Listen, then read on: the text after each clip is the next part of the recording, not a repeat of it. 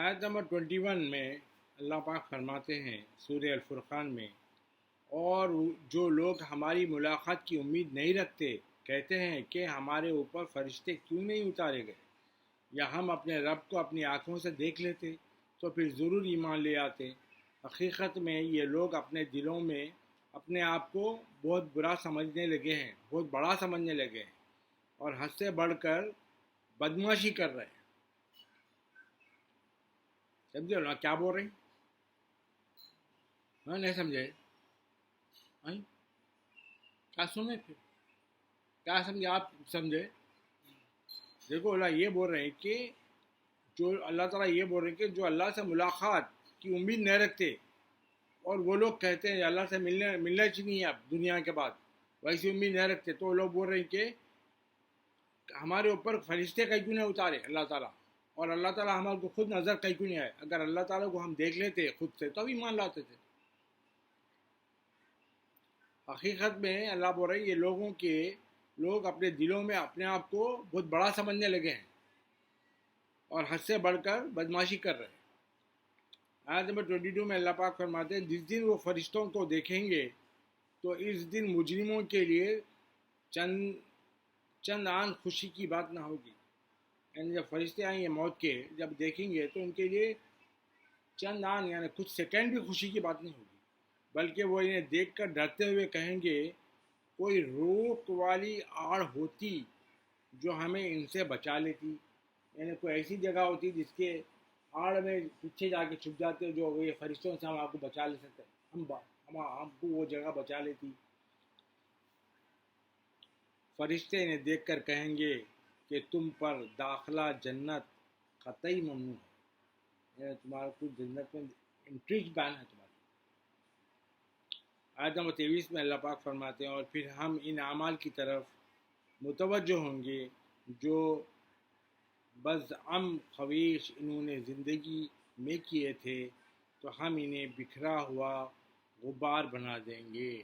اے اللہ تعالیٰ پھر نظر ڈالیں گے ان کے اعمال پر جو لوگ کرتے تھے زندگی میں، تو اللہ تعالیٰ ان کو پورا بکھرا ہوا غبار کے ویسا، گرد کے ویسا، غبار کے ویسا بنا دیں۔ آیت نمبر 24 میں اللہ پاک فرماتے ہیں اس دن اہل جنت کی خیامگاہ بھی بہتر ہوگی، یعنی جنت والوں کی رہنے کا جگہ بہتر ہوگی،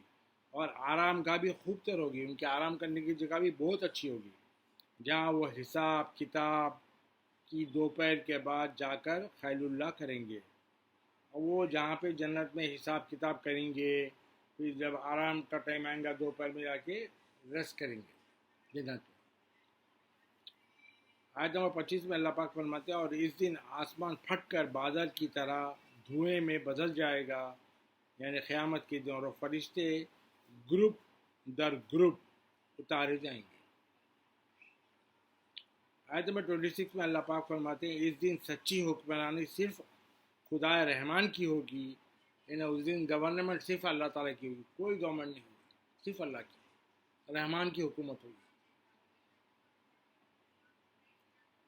اور وہ دن پر سخت مشکل، وہ دن کافروں پر سخت مشکل ہوگا، یعنی کافروں کے لیے وہ دن بہت ڈیفیکلٹ رہے گا، تکلیف دہ رہے گا۔ آیت نمبر 27 میں اللہ پاک فرماتے ہیں اور اس دن ہر ظالم غصہ اور حسرت سے اپنے ہاتھوں کو کاٹ کاٹ کر کھائے گا، یعنی ہر ظالم اس دن پچھتاوے میں آ کے اپنے ہاتھوں کو کاٹ کے کھائے گا غصے میں، اور کہے گا کاش میں نے رسول اکرم صلی اللہ علیہ وآلہ وسلم کے ساتھ میں آ کر ہدایت کا راستہ اختیار کر لیا ہوتا۔ آیت نمبر 28 میں اللہ پاک فرماتا ہے ہائے افسوس، کاش، وہ کہیں گے پھر ہائے افسوس کاش میں نے فلاں شخص کو دوست نہ بنایا ہوتا، یعنی دنیا میں فلاں شخص کے ساتھ نہیں رہتا تو اچھا ہوتا۔ آیت نمبر 29 میں اللہ پاک فرماتے ہیں بے شک اس نے میرے پاس نصیحت آ جانے کے بعد مجھے اس سے بہکا دیا تھا، یعنی دوست جیسا کہ شیطان اس کا دوست تھا، یا شیطان کے ساتھیاں اس کے دوست تھے جو اس کو بول رہا کہ اس کو بہکا دیے، یعنی قرآن آ گیا تھا، نصیحت آ چکی تھی، اس کے باوجود اس کو بہکانے والے اس کے ساتھیاں تھے، اور شیطان انسان کو مصیبت کے وقت بے یار و مددگار چھوڑ دینے والا ہے. جب اس پہ مصیبت آئے گی انسان کے اوپر، شیطان چھوڑ کے بھاگنے والا ہے، اس کو کوئی مدد کرنے والا نہیں. اور رسول اکرم اس دن عرض کریں گے، اے ہمارے رب، بے شک میری قوم نے اس قرآن کو بالکل ہی چھوڑ رکھا تھا.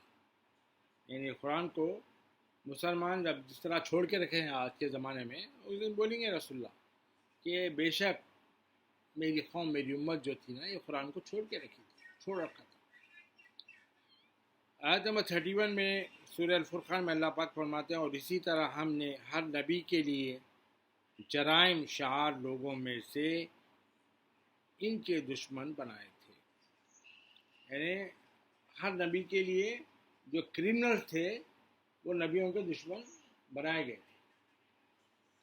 جو ان کے پیغمبرانہ مشن کی مخالفت کرتے اور اس طرح حق اور باطل قوتوں کے درمیان تضاد پیدا کرتے تھے.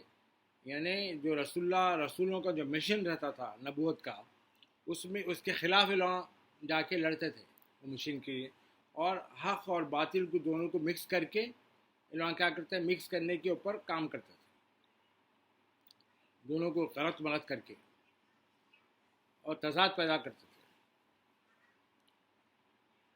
جس سے انقلاب کے لیے سازگار فضا تیار ہو جاتی تھی. یعنی اس طرح سے حق اور باطل کو اس طریقے سے تضاد پیدا کر دیتے تھے، جس کے لیے انقلاب یعنی ریولوشن کے لیے ایک ایٹماسفیئر تیار ہو جاتا تھا. اور آپ کا رب ہدایت کرنے اور مدد فرمانے کے لیے کافی ہے. یعنی رسول اللہ کا رب ہدایت کرنے کے لیے،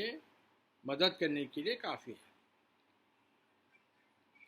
آیت نمبر 32 میں اللہ پاک فرماتے ہیں، اور کافر کہتے ہیں کہ اس رسول پر قرآن ایک ہی بار اکجا کر کے کیوں نہیں اتارا گیا. یعنی رسول پہ قرآن کو ایک ہی ٹائم پہ کیوں نہیں اتار دیے بول کے وہ لوگ کہتے ہیں. تھوڑا تھوڑا کر کے اسے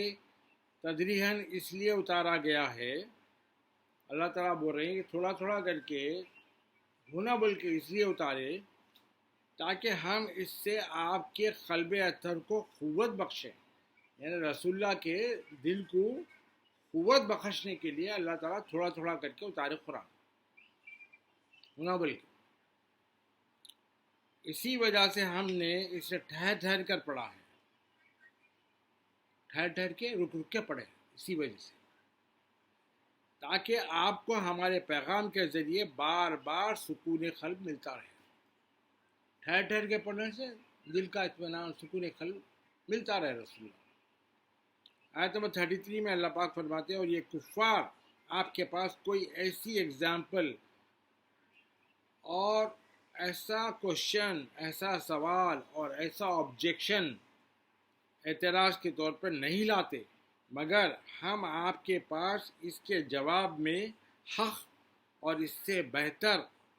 وضاحت کا بیان لے آتے ہیں. وہ لوگ تو ایسے کوشچنس لاتے ہی نہیں، مگر اس سے بہتر اس کے جواب میں جو ان کے دماغوں میں چل رہا ہے وہ تو لاتے نہیں، مگر پھر بھی اللہ تعالیٰ اس کا جواب تیار کر کے رکھے ہوئے. سمجھے آپ؟ جو حق ہے اور اس سے بہتر وضاحت کے کا بیان اللہ تعالیٰ نے لے آیا ہے. آیت نمبر 34 میں اللہ پاک فرماتے ہیں، یہ ایسے لوگ ہیں جو اپنے چہروں کے بل دوزخ کی طرف ہانکے جائیں گے، اپنے منہ کے بل ان کے ٹانگوں سے کھینچ کے ان کو دوزخ کی طرف نکال کے لے جائے گا. اور یہی لوگ جو ٹھکانے کے لحاظ سے نہایت برے اور راستے سے بھی بہت بہکے ہوئے ہیں، ہٹے ہوئے راستے سے. آیت نمبر 35 میں اللہ پاک فرماتے ہیں، اور بے شک ہم نے موسیٰ علیہ السلام کو کتاب عطا فرمائی، اور ہم نے ان کے ساتھ ان کی مدد کے لیے ان کے بھائی ہارون کو وزیر بنایا، ہارون علیہ السلام. آیت نمبر 36 میں اللہ پاک فرماتے ہیں، اور پھر ہم نے کہا تم دونوں اس قوم کے پاس یعنی فرعون کی قوم کے پاس جاؤ جنہوں نے ہماری آیتوں کا انکار کیا ہے، اس کو جھٹلایا ہے. جب وہ ہماری تکذیب سے پھر بھی باز نہ آئے، یعنی جھٹلانے سے، انکار کرنے سے پھر بھی اگر وہ باز نہ آئے، پھر بھی نہ رکے، تو ہم انہیں بالکل ہی ہلاک کر ڈالا. تو اللہ تعالیٰ نے جب وہ رکے ہی نہیں تو اللہ تعالیٰ نے ان کو بالکل ہی ختم کر دیا. اور آیت نمبر 37 میں اللہ پاک فرماتے ہیں اور نوح علیہ السلام کی قوم کو بھی جب انہوں نے رسولوں کو جھٹلایا تو ہم نے انہیں غرق کر ڈالا, ڈبو ڈالا, اور ہم نے انہیں دوسرے لوگوں کے لیے نشان عبرت بنا دیا, اور ہم نے ظالموں کے لیے دردناک عذاب تیار کر رکھا ہے. آیت نمبر 38 میں اللہ پاک فرماتے ہیں اور عاد اور سمود اور باشندگان نے رس کو اور ان کے درمیان بہت سی اور امتوں کو بھی ہلاک کر ڈالا. آیت نمبر 39 میں اللہ پاک فرماتے ہیں اور ہم نے ان میں سے ہر ایک کی نصیحت کے لیے مثالیں یعنی ایگزامپلس بیان کرے, اور جب وہ بدماشی سرکشی سے باز نہ آئے تو ہم نے ان سب کو نیست و نابود کر دیا, ان کو تباہ کر دیا, برباد کر دیا. آیت نمبر 40 میں اللہ پاک فرماتے ہیں اور بے شک یہ کفار اس بستی پر سے گزرے ہیں, یعنی یہ کافر جو ہے نا وہ بستی کے پاس سے گزرے ہیں جہاں پہ عذاب آیا تھا, جس پر بری طرح پتھروں کی بارش برسائی گئی تھی. وہ بستی پہ سے لوگ گزرے ہیں, جاتے جاتے دیکھے ہیں جہاں پہ پتھروں کی بارش ہوئی تھی. تو کیا یہ اس تباہ شدہ بستی کو دیکھتے نہ تھے, بلکہ یہ تو مرنے کے بعد اٹھائے جانے کی امید ہی نہیں رکھتے.